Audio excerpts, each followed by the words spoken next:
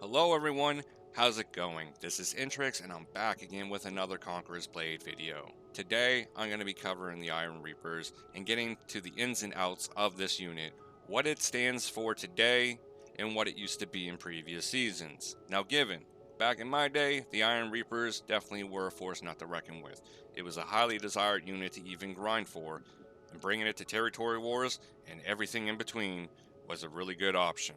Since then, they fell down the meta totem pole and they fell quite hard, and there hasn't been a whole lot of rebalancing to this unit, as well as other units, but especially this unit, to keep it alive and to keep it relevant with the game metas. So with that being said, let's get straight into it. Just looking at their career here, now I have used this unit a lot in previous seasons because it was a very desired unit. So they have quite a bit of battle experience and they've seen their fair share of battles and territory wars. And overall, this isn't too bad. This is not bad at all. Pretty good stats, you know. They do a lot of work. They were definitely an anti-hero. Overall, what has happened since Season 3? Well, Season 3 basically introduced them with a nerf that really hurt them. I mean, this unit was really slow to begin with. Then they slapped another 5% speed debuff on them. Yeah, that really hurt. And how does that affect their charge? I'll break that down here very shortly as well. Now, one of the other things with the Iron Reapers is that they also received a minus 10% overall defense deduction. These guys were pretty tanky, and they still are pretty tanky. Overall, what has happened since then to now is that this unit is slower. This unit is overall weaker in the sense of just general defenses. Nothing's been changed in the sense of their DPS or their ability to attack, how fast they attack.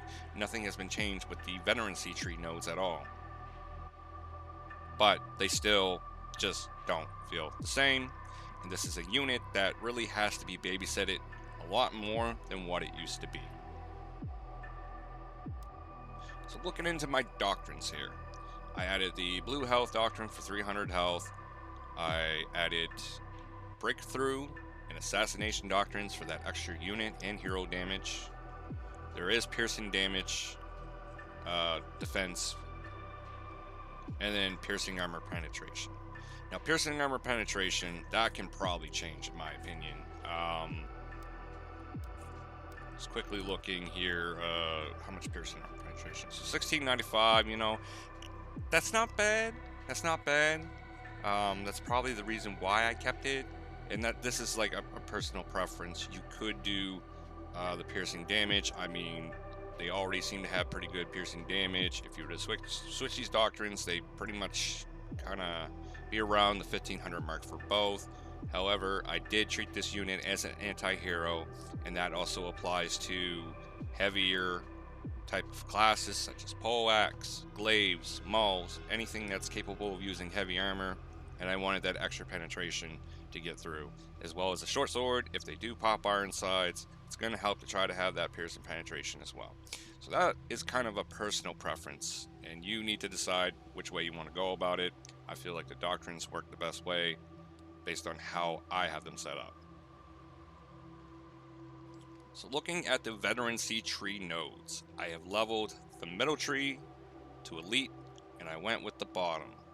When it comes to leveling them, I'm just going to quickly have a recap of the top, the middle, and the bottom trees here so that we can just see what skills are offered, and then I can get into why I chose the trees that I did.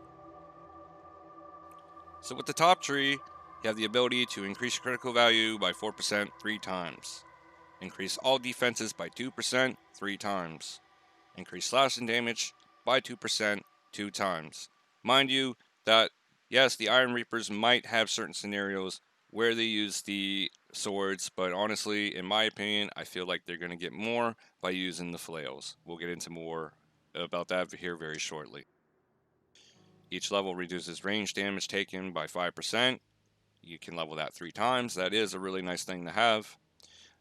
Each level increases rate of attack by 12%. Do that by 2 times, you get 24%. That is really nice as well. Increase slash and armor penetration by 5% by once. Increase piercing defense by 3%. You can do that 3 times. And then when you elite them, increase damage dealt to infantry by 15%, and that is a general buff, which is really nice in my opinion. But I still don't feel like this top tree is warranted, and I still feel like the middle tree and the bottom tree is the best way to go, and I will break that down. So when I got my Iron Reapers, I started with the bottom tree, and I'm going to explain why. So right from the get-go, you can get an increase on health by 3%, and you can level that 3 times. That will add to their health, their sustainability, their survivability. Even with the debuff, it's still a nice route to go. Each level reduces damage taken by 3%. You can level that 3 times. That's just a general damage deduction from this unit. And then I leveled it to here where they actually get their heal. So it restores 250 health points per second for 15 seconds. That really is a game changer right there. And then what I did was started focusing on the middle tree. So what I did was just it went all the way to elite and then put the rest of the points down in the bottom. Now this is why I'm going to get to the point of why it makes sense, because there are certain things in this middle tree that coincide with this top tree anyway, so you're going to get the benefits. You start out, you're going to get increased blunt damage by 2%, level that 3 times. It makes sense because they usually use the flail. Now the meta starts getting a bit more fun and interesting with this unit because they have a CC where they can stun enemy heroes, and that's really good, and that's nice because once you keep them there, Iron Reapers was usually the nuke. But even still, if the Iron Reapers aren't able to nuke the heroes, just stunning them is good enough for anybody, even if another person was to just hit them and kill that hero. So either way, a stun is nice. It's good crowd control as well.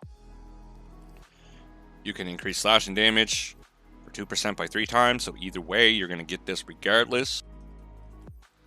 Each level increases blunt armor penetration by 5%. You can level that 3 times. Attacking with the flail can now knock down the enemy, and that is another huge CC as well. A crowd control, it's a good thing to have. Each level increases the rate of attack by 12%. You can level that twice for a total of 24. So you're going to get this even though you didn't go the top line anyway, and that's a really huge thing as well. Now you can also have the ability to strike more than one enemy. Again, good crowd control. Another meta feature about this unit that made them really good. It's nothing in the sense has changed in regards to the veterancy tree nodes, so you know they're still going to operate this way. Now you have general damage buff to heroes, and that's huge as well. The anti-hero is really huge. And then you get increased blunt damage by 8%. Of course, you're usually going to be using the flail, so regardless of what you're attacking, this is just a general increase. And the thing about Iron Reapers is that they were really good at kind of being anti-cav to some extent as well. And I do remember, like in Season 2, and even before, Iron Reapers could kind of be charged into cavalry in the right angle, in the right situation, and definitely wipe a golden tier unit. Since then, you know, the meta has just changed so much that it's not really worthwhile anymore. It's just, you know, there's other units that do it better, but either way. Moving down to the bottom tree again. So when you get to your final last points of this unit, you get an increase, a general increase to defenses by 2%. You can level that 3 times. And then each level reduces damage taken from rear attacks by 6%. And you can only level that once, and then the unit is maxed. And I still feel like going the bottom tree is much better than going the top tree. Critical value and all that doesn't really make a whole lot of difference in my opinion. Now, if you wanted to play around with the bottom tree, there is going to be some type of game mechanic or crowd control mechanic that you're going to miss if you went with the bottom tree and elite it. And I still don't feel like that's worth it. But now it starts getting to the point it just doesn't make any sense. Reduces movement speed by 5%, and nowadays that hurts even more, man. They're good in the sense that they're not going to take a whole lot of damage from behind, and that also applies to criticals too. That's where everyone is most vulnerable, but it's not worth the slow debuff. The only way I can see this being a good option is maybe in territory wars, in a very cramped, crowded map, in a situation where maybe someone can kind of come behind and try to flank your unit, or just blatantly run behind and try to wipe your unit. I still feel like it's personal preference at this point.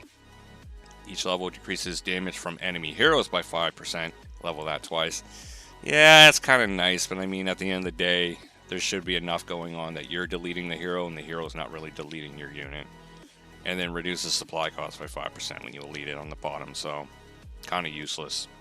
Kind of useless, always was, always will be.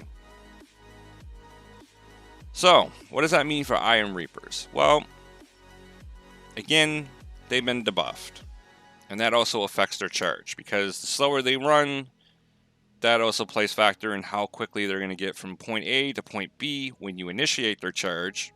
They're still running slower, as well as it's going to affect their ability to have that blunt hit factor when they actually charge into the units. Yes, it's still like a bull hitting a wall.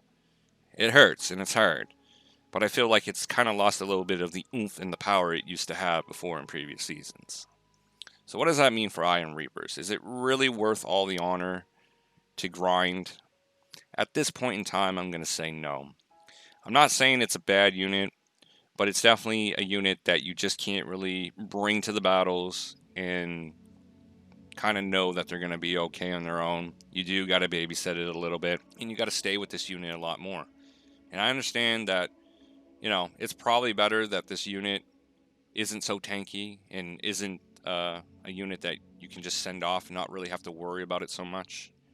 The only other thing I've noticed from time to time is that when it comes to swinging their flails, they kind of do get a little bit glitchy. So sometimes you got to kind of like hit X and hit V, or just hit V again, something like that. They get a little bit dumb, and I don't know why. I think it's just crowds overwhelm them, and either way, it's just one of these things that hasn't been fixed. But it's still a half-decent unit.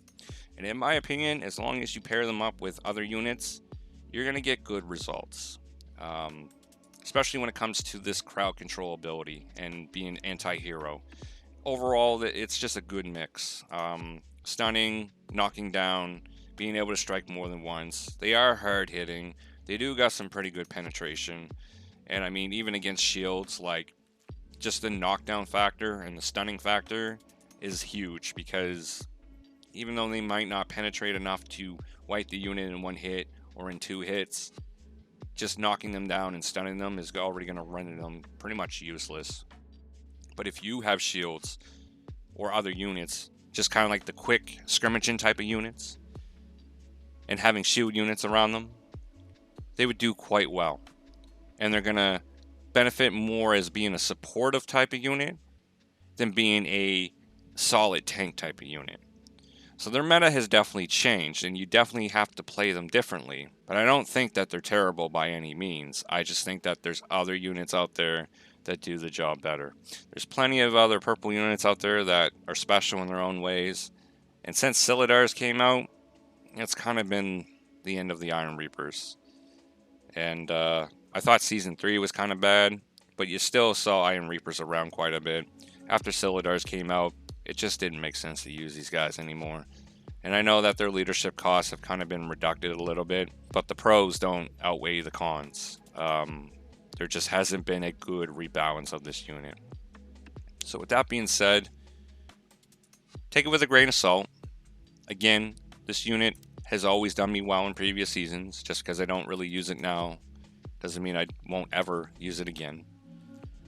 I can only hope that the devs in my games, they'll start doing more rebalancing on units, because it just kind of sucks to see some, and I mean, even just fixing just the unit glitches as well, and that can go for any unit. I've seen Janissaries point their guns at a wall and try to target a unit through a wall and shoot through a wall, right? So it's not just Iron Reapers. There's a lot of units in this game that have issues with their game mechanics. But when it comes to balancing, I feel like my games just kind of needs to treat it a little bit more like other games, like League of Legends and stuff, where they're periodically throughout the season taking in data, processing this data, and kind of trying to find a way to find the sweet spots for everything. Because for the amount of honor you have to spend to get this unit, I would expect it to perform a little bit better. So with that being said, this is Intrix signing off. Thank you for watching my videos.